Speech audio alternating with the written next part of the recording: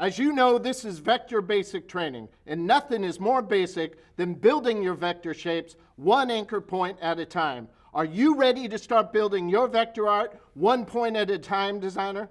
Sir, I am, sir. Outstanding. It's about time I stop holding your hand. Now drop and give me some anchor points, designer. Sir, right away, sir.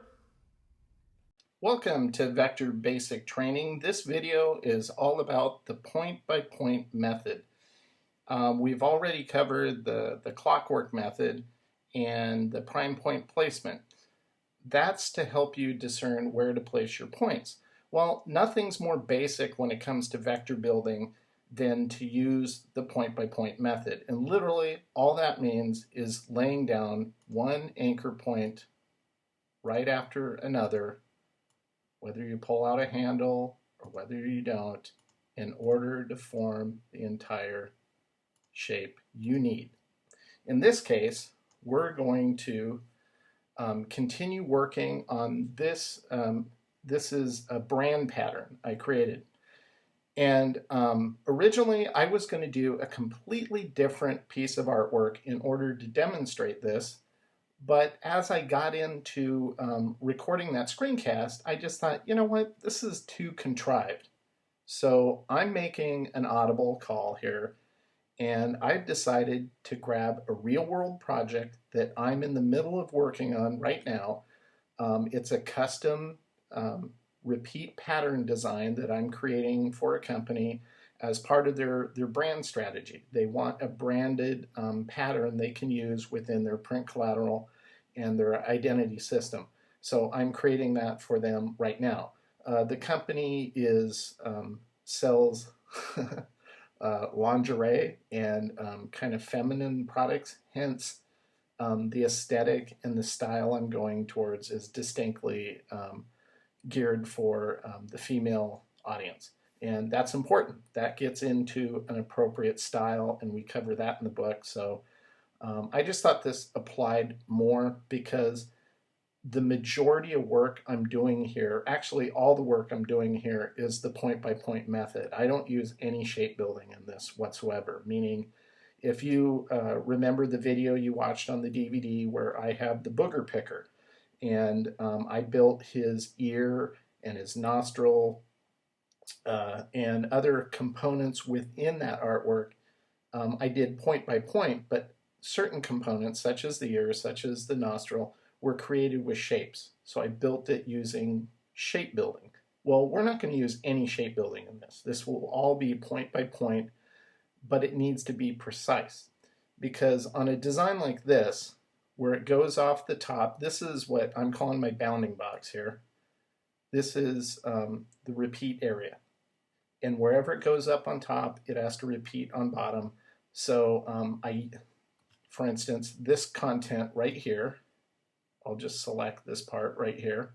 At the top that goes off will come here on the bottom and fill up this space. These two little motifs I have here are just some artwork. Nice thing about vectors is you can recycle. So I have a whole file of little frills because I just finished doing a whole book on ornaments. And when you create 600 pieces of artwork, you create a lot of extra little motifs and scrap that can work really good for other projects. And so I'm guilty of that. I like recycling stuff if I can. So it's not a complete recreation of the wheel. So what we're going to build here is we're going to build some of these leaves, some of the little frilly things, the blossom, and this vine going out, and all the leaves and blossoms corresponding to it. And we're going to do all of that by point method. Now, I didn't want to create this whole thing in the video because, frankly, it'd take too long. It'd just be too long of a video, and we don't need to do this. We'll see how far we get. If it's getting too long, then we might cut it, and I'll just edit in a little further on and when it's done so you can see the final form. So we're just going to grab the pen tool and continue building. I'm going to zoom in just so I can see things a little better. Now notice as I built this, this is such a free-flowing design that I got my refined sketch as close as I needed to. I guess that's the best way to say it. And then I refined subtle components in it in order to register it as a repeat pattern because it has to register, otherwise it's not going to work. And I didn't worry too much about the blossoms because, such as this one being too close to this vine, because I'll build it and I'll just center it within the shape and balance everything nicely later. So like I've said before, anywhere there's a point in your art will get an anchor point. So that's the rough building that shape. Then we jump into the extreme path segment direct edit tool. Could they have given that tool a longer name? Sometimes I think engineers, they just, that's where they get to be creative. Oh, we get to name it. Okay, what about this paragraph, you know? Just think if they named a car like that. Okay, now I'm rambling, so I'll stay focused. Sorry about that. If any of you have watched my live streams that I do every now and a blue moon on Ustream, I like to rant. Well, yeah, I rant too, but I like to kind of go off on a rabbit trail. So I don't even realize I do it at times. So if I do, just bear with me. I'll get back on track eventually. But it's a lot better than just listening to boring, monotone, click here or pull down here. You know, there's plenty. If you like those kind of videos, go to lynda.com and, you know, go nuts.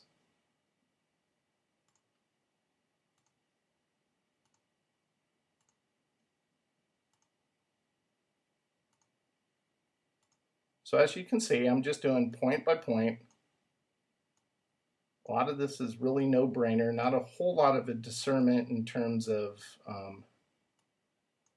where to place my points, because once again, wherever there's a point, it gets a point. It's that easy. Okay. Okay, we got that blossom done. So we're going to move it over because I want it balanced within that shape, and I think right there would be good. That should work fine. And it doesn't break off the top, so I don't have to worry about it corresponding to the bottom. Now, I have Smart Guides turned off because it can be a pain in the butt sometimes, but for this specifics, this next part we're going to build, we're going to turn it on. So we can see when it's telling us we're on the path, then we'll lay down our first point, knowing it's on the path now. And then in order so that we can build this, this little branch.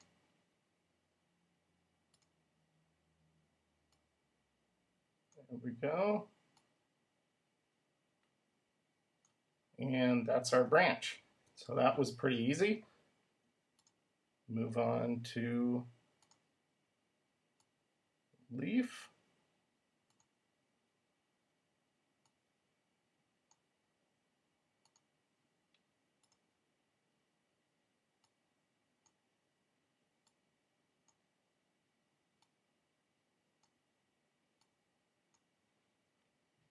And that's the rough build. So we'll just select those, turn them to smooth, control panel.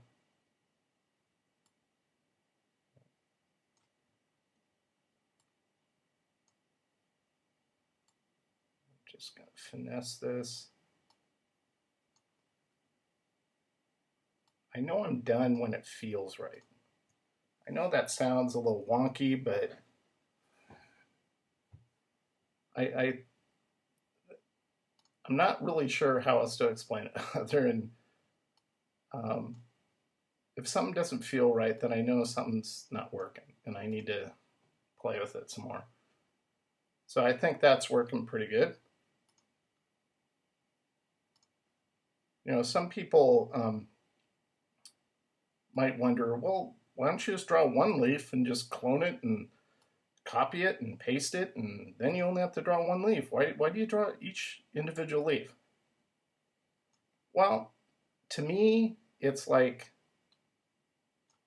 I don't know. I think that's a little creatively lazy because it assumes that all the leaves are the same. And yes, all the leaves are the same in that they're leaves. But if you go look at a tree, at first glance, the leaves look the same. But when you really look at them, they each have individual characteristics and they're different. And if you dedicate yourself to create each leaf, I think it's just going to make the artwork look that much better. So these two leaves are pretty close, this one and this one, but now they're different. I don't have to worry about, oh, he just copied and pasted that, you know? So I don't know. That's just my personal conviction. I'm not saying it's wrong. But if you copied and pasted it, I just point at it and laugh. I'm just kidding, by the way, for those who don't have their sarcasm meter cranked up to detect it. So now here's a case where I've taken a prefabricated doohickey from another design because, frankly, I'm too lazy to create it for this one. And I'm just going to drop this in here. Hopefully, I can get it to work. I think I can. It's a matter of getting the rotation right.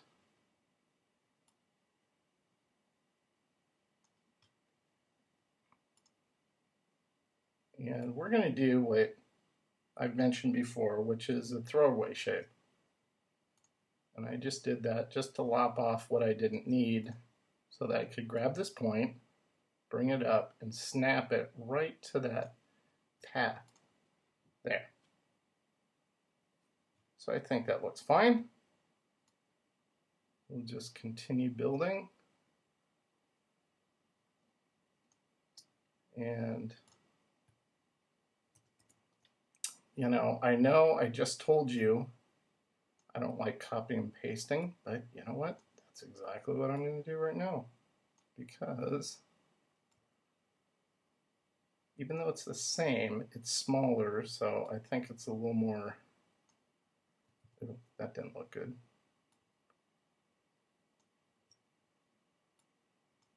There we go. Once again, I'm going to lop off what I don't need. Grab the point. Now I'm grabbing the rotate tool, clicking on this anchor point, and with Smart Guides it tells me I have that hovered right over the point, so that's where Smart Guides are really nice. So my rotation will be based off of that coordinate. So it doesn't match my underlying drawing exactly, but my underlying drawing is more, especially in a design like this, it's more of a guide. I think I am going to tweak. Okay.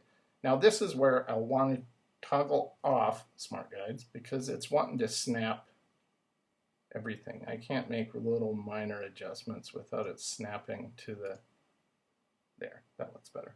Okay, so we got that. That's nailed down. Still want to finesse this.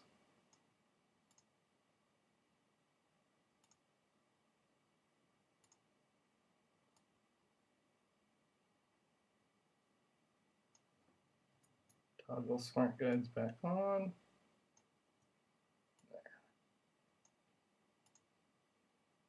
There we go.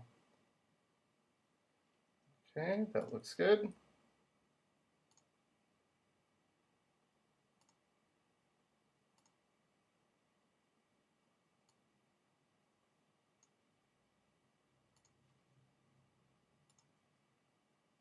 I mentioned in a previous video, you know, about For instance, if I was creating a forest, illustrating a forest for some, you know, some design or illustration I was working on, I wouldn't make one tree and just clone it 1,000 times. It just kind of looks stupid. I'd want to get some work into my illustration or design the idea of randomness. Doesn't have to truly be random. True randomness would be no two trees are the same. Every tree is an absolute original. And obviously, none of us have the time or budget to do that unless we're a big, film house and we're creating CGI for a multi-million-dollar production. But even then, they fake it. They don't always do each individual one either. So we don't have to do that either. So if I had to do a forest, I'd probably do maybe 10 different trees. So I have 10 originals, and then changing those up is going to give me the illusion of true randomness. And so on this, you could do, if you wanted to, you could spend the time and maybe you illustrate a total of 4 or 5 different leaves. And then you populate those throughout the design in order to get everything you need, and it would still appear somewhat random. So it all depends on your approach and what you prefer. For me, I don't really care about working that way. The amount of time it takes me to create one leaf, I'd rather just make it completely original. But that's just me. I'm kind of weird that way. So there's a lot of flexibility here. There is no right or wrong way in terms of making those type of decisions. That's just going to be based off of your own personal preference. But as for me and my creative house, that's how I roll.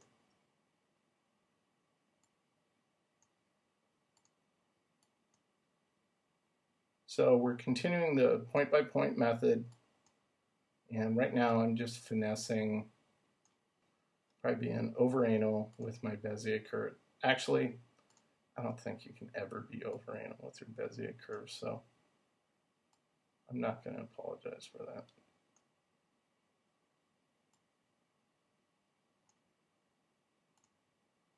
I will tell you this, you get in the habit of building your artwork this way, you're going to see the improvement. Not only that, you're going to start noticing hinky attributes in vector work moving forward, and you're going to be able to pinpoint. You're going to be, man, why did they do it that way?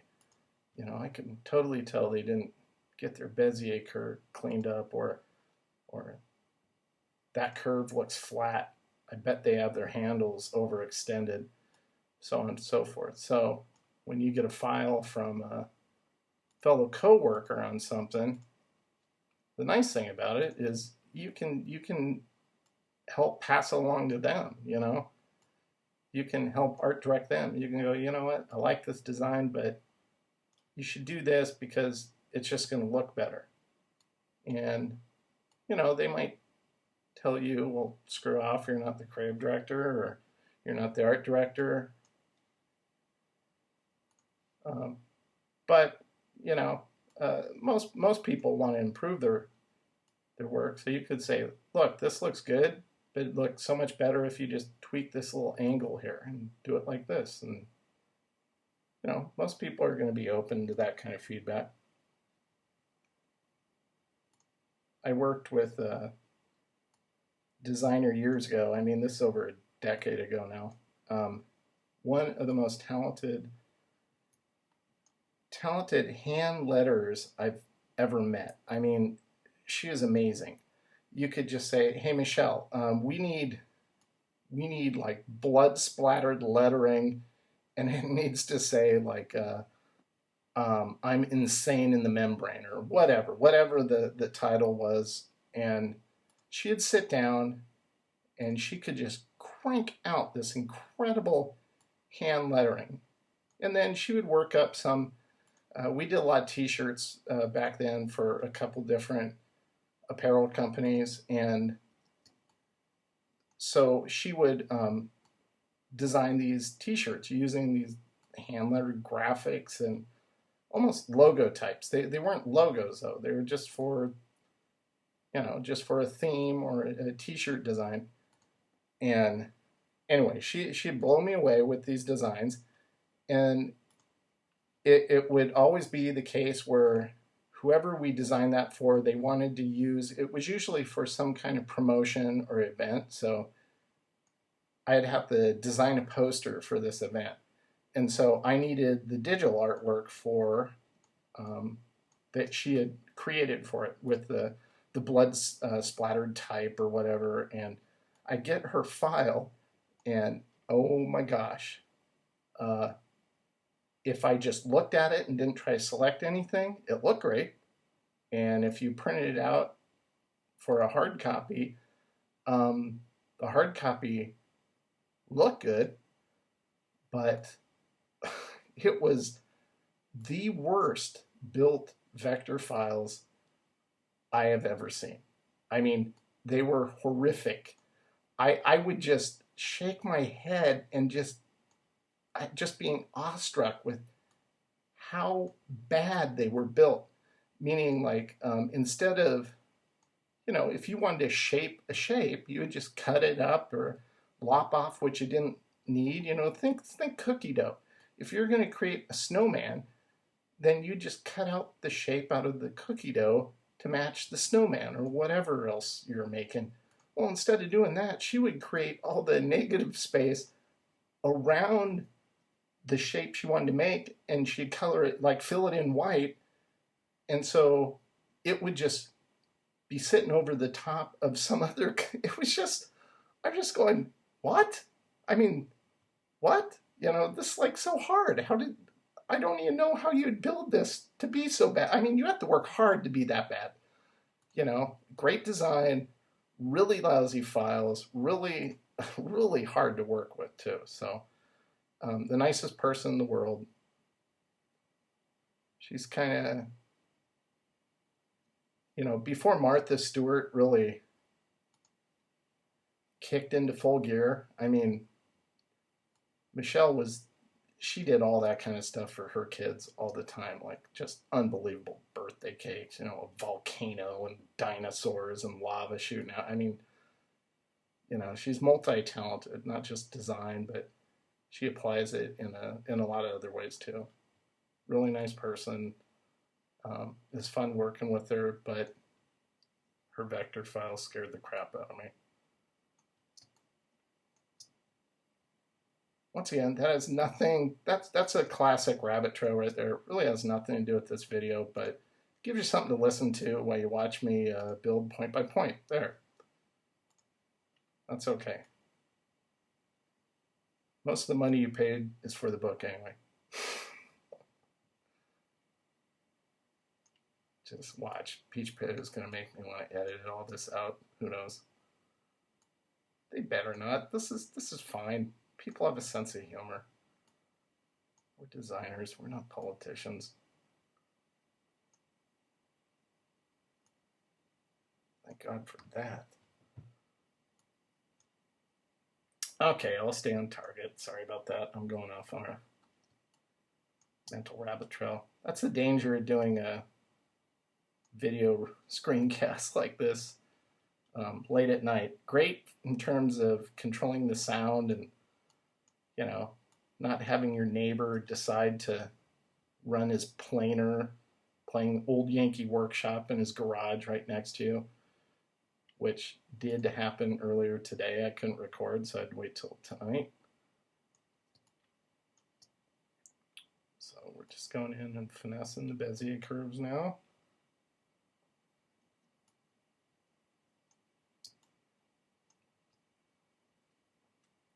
I think on this one, it's going to work better if we zoom out.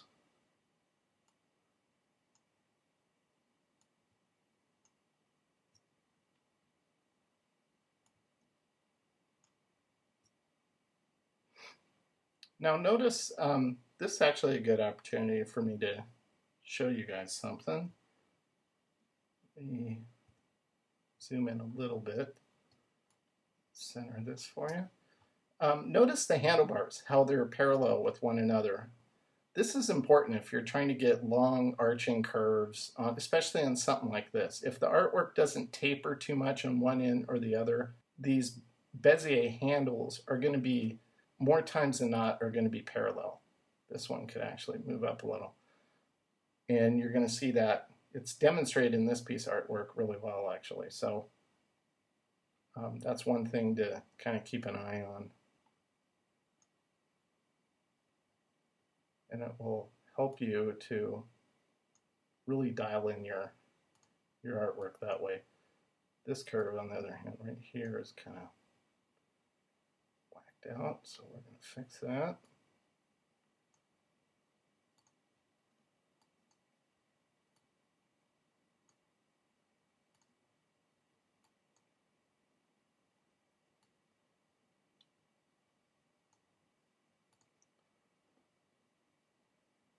This is an example of when I think we could use another anchor point. I don't think we've placed enough to form this shape, so I'm going to revise the prime point placement on this one. Toggle off Smart Guides because it's getting in my way. And I'm going to select the Add Anchor Point tool, and we're going to put an anchor point right there. That'll just give us better control over the shape. So that's the way it works sometimes. You just have to make those kind of calls as you progress throughout a creative project. The whole purpose of a process is to improve your art with each various stage you're in, each various stage you're going through. And in this case, we're building our art, but that doesn't mean we can't improve it also. And in this case, it's just flat out going to look better with more anchor points to control it. And since this is tapering, I think these are going to look better, gracefully starting to push into that taper.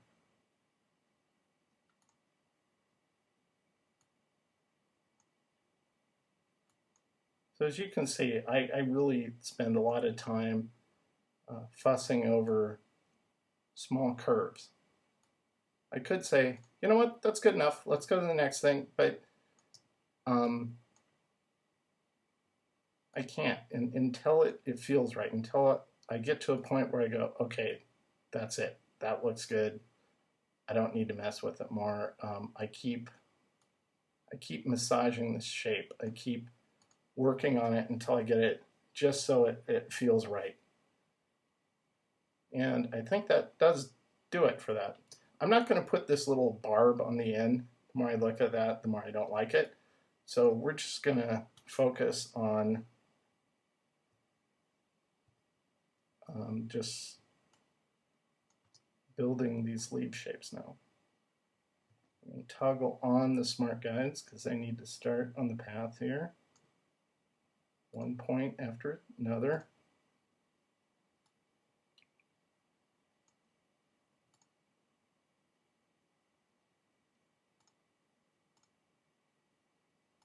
And that's the rough build for that leaf. And that's actually the rough build for that leaf because we'll take the Segment Direct Edit tool, C-Valley Software plugin, Stream Path, and pull out the path and adjust the Bezier handles to get our shape.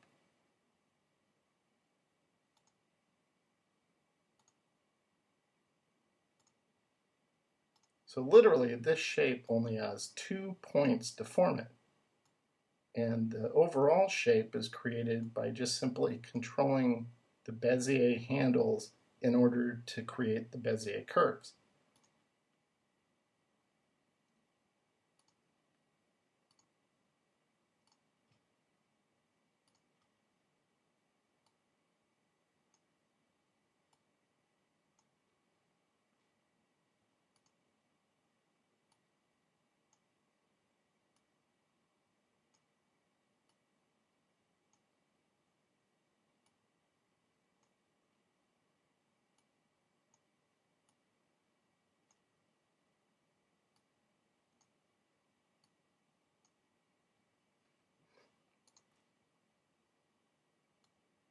fix this. Make sure it's a smooth point.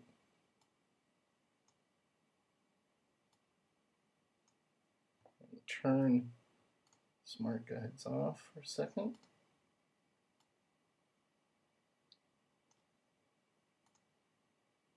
And I think that looks pretty good.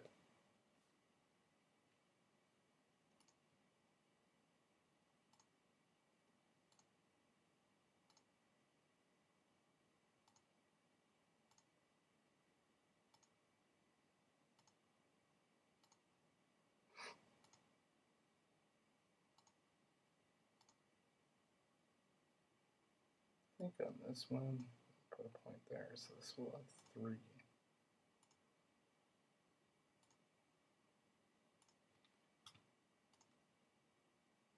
If you haven't been able to tell by now, I actually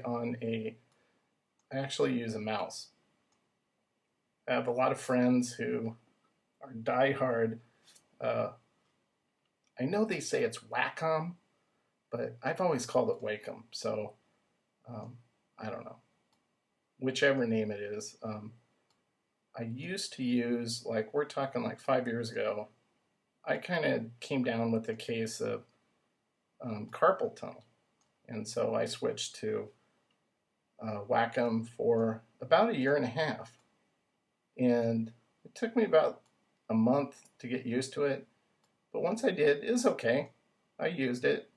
It worked fine.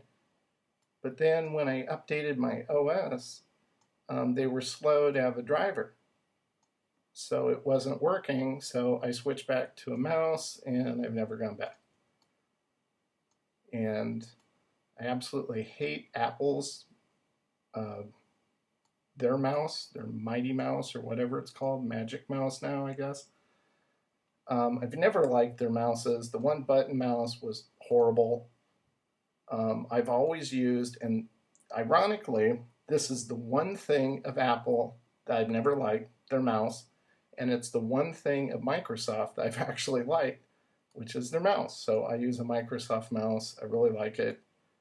It's actually made for notebooks. It's a wireless mouse. But it doesn't matter whether you use a pen or a mouse. You still want to get your accurate vector shapes. So we're almost there. You can see our design is going pretty good. And actually, this isn't really part of the point-by-point method, but I think it's smart to save as you go. So I'm going to Command S, just because I've had projects I've worked on, and literally, we're going to toggle on Smart Guides here because I need it, where I've worked on it for, sometimes it's been like an hour or two. And for whatever reason, I just forgot to save. Sometimes I forgot to even initially save the file, so it doesn't even have a name. And I've had Illustrator crash on me. I know none of you have had that problem. You never have Illustrator crash. It's perfect for you, right? Yeah, right. And I've lost everything. Oh, that feeling. I hate that feeling.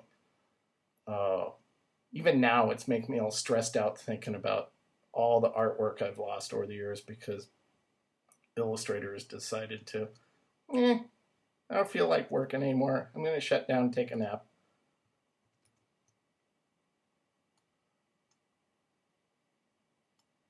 So once again, I'm going to borrow in order to build this little shape here. And we're going to do a throwaway shape again. This will just lop off what I don't need. And select this point, drag it down until it hits the path.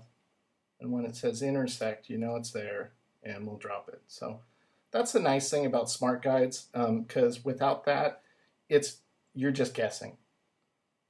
And unfortunately, in Illustrator, the snap to point feature, even though you can have it turned on, sometimes it's, I don't know, it acts, I don't know what makes it do this, but I've noticed that at times it just doesn't want to snap. There's some things that just, I don't care if anything's under there. I'm not going to snap. I'm not going to work. And it's kind of hit or miss sometimes. So that's why I use Smart Guide so much, because when it's turned on, it's doing its thing. You see it. It's a visual thing too. It tells you, hey, this is a path. Hey, you're over an anchor. Hey, when you drag this and you hit this, it's intersecting or it aligns with this. So it's active information. That's kind of nice. But when you're doing really fine adjustments, especially with your Bezier handles, it's best to turn it off. So I'm going to toggle it off right now.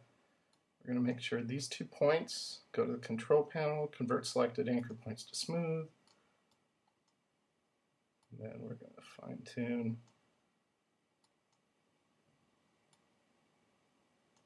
these 2 paths.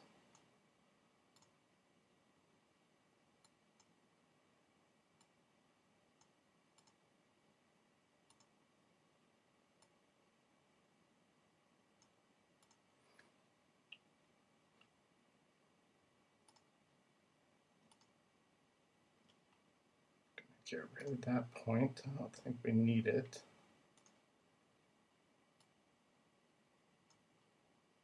Yeah, I think that'll work better. Fix that again. And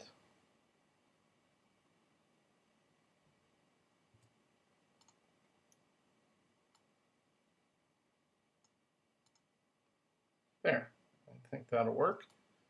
So all we have left now is to do this little blossom. So that's easy enough. And I think what I'm going to do is I'm not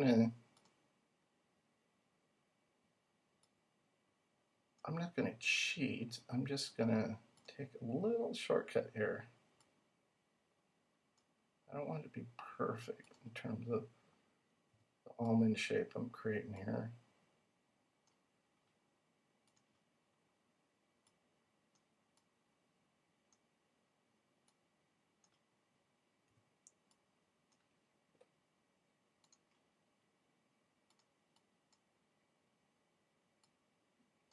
Okay, there we go.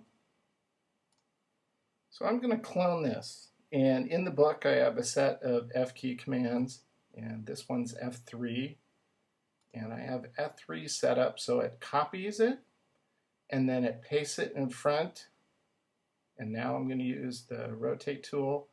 I'm going to set my orientation right about here. I'm just going to do that. I'm going to go Command C, Command D, Command F. Select this one, Command C, Command D, Command F.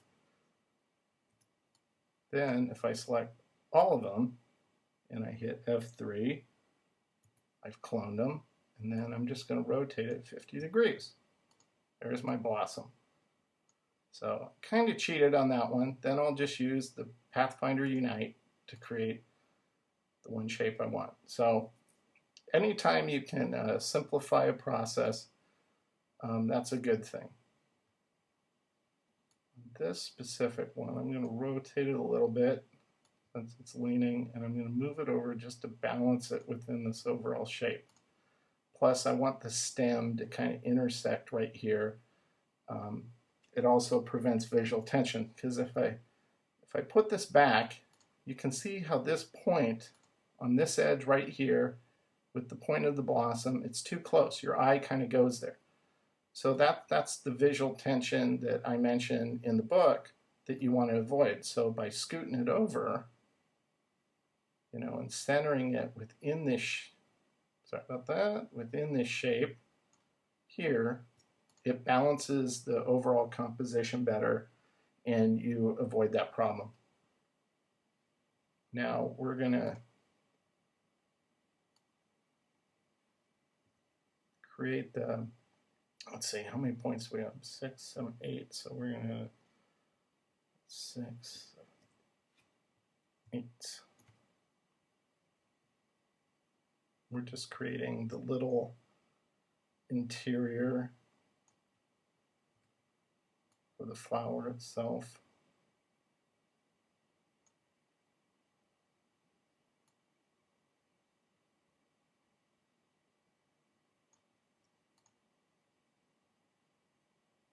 So there we go.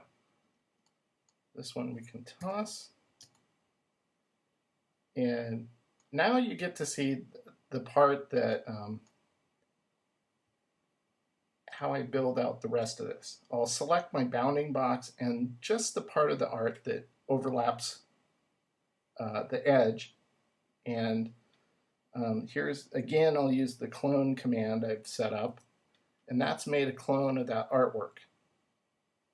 And I'll just take this, holding the shift key down, drag it over, and snap it with the corner over here. And you can see how that brings my art in on this side. And I can toss that bounding box. I made a copy.